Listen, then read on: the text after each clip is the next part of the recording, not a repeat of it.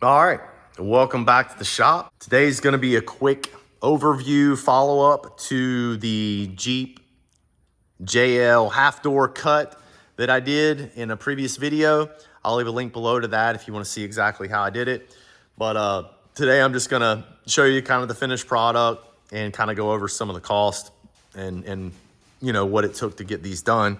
So Jeep replaced my old doors because they were corroded.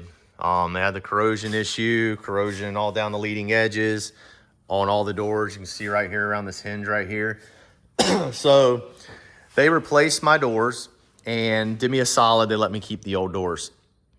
I don't know if that's standard practice. It's just my guy was like, hey, you know, if Jeep doesn't want these back like within 90 days, you're welcome to keep them. And I said, okay, well, do you store them or do you want me to hang on to them? He's like, oh yeah, it'd be great if you would just hang on to them. It gets them out of our way. I'll call you within 90 days and let you know. About a month and a half later, he's like, hey, they're yours, just keep them. So I decided, great opportunity to make half doors. Mirrors didn't have to buy. I had those from a set of tube doors. This piece of trim right here, as well as the other rear piece of trim, I sourced that from my daughter's car.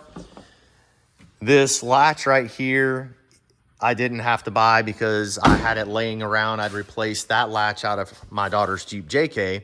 Didn't need it to function with the key fob or anything, so all I needed it to do is open and close by using the handle and latch. So that's what I didn't have to buy.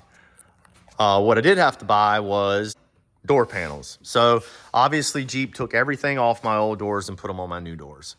So I bought new panels, new inside panels.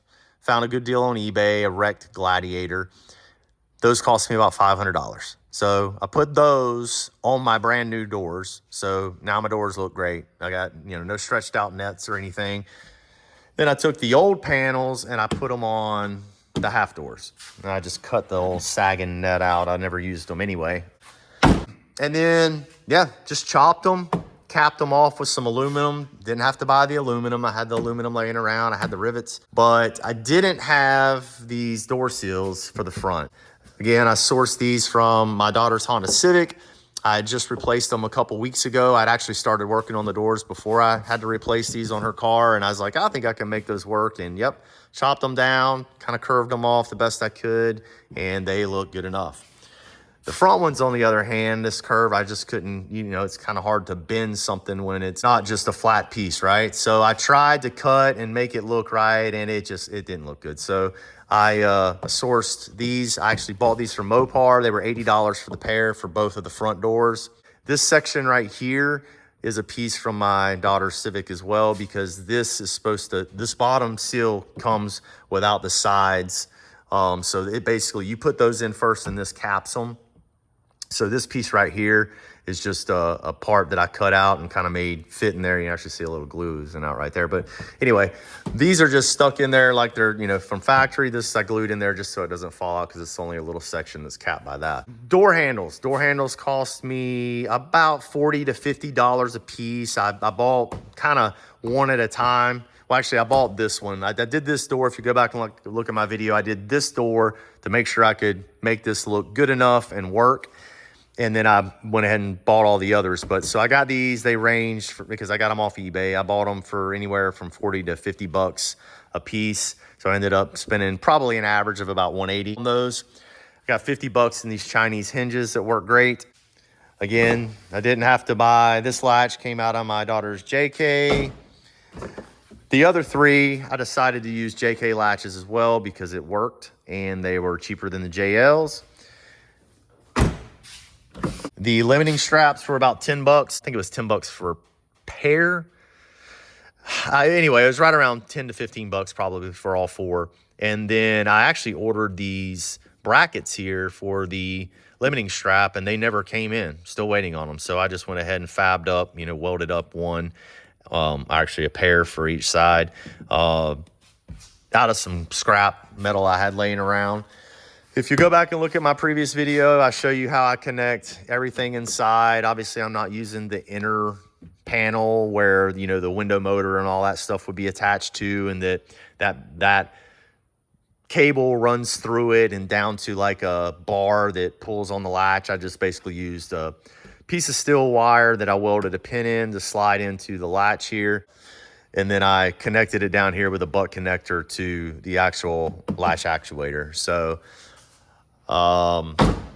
anyway, yeah, super pleased with how they turned out. I mean, obviously with dents and corrosion, I didn't have to worry too much about, you know, them being perfect.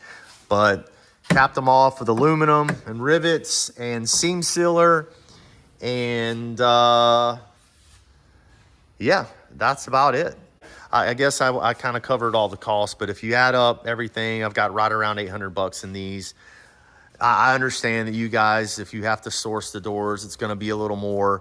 But the good thing is if you buy the door, it's typically going to come, or I would imagine, I've never had to buy a Jeep door at, you know, a junkyard or anything, but I would imagine you could get it with the panel and everything included and all the hardware. That might save you in the end, honestly.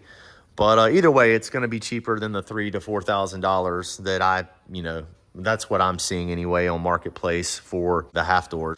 What I will say, if you haven't noticed yet, the one thing that does bug me is that body line right there. So if you spent the money on, you know, the OEM half doors, this body line is going to come down and probably drop down to here and follow this so that it flows directly into that. And it obviously aesthetically would look a lot better, but these serve my purpose. They're going to keep the, you know, the trail rash and the pinstriping and all that off my new doors. They're going to allow me visibility on the trail, going to allow me to lean out, see where my tires are and everything a lot easier with, you know, all that open. So yeah, I can live with it.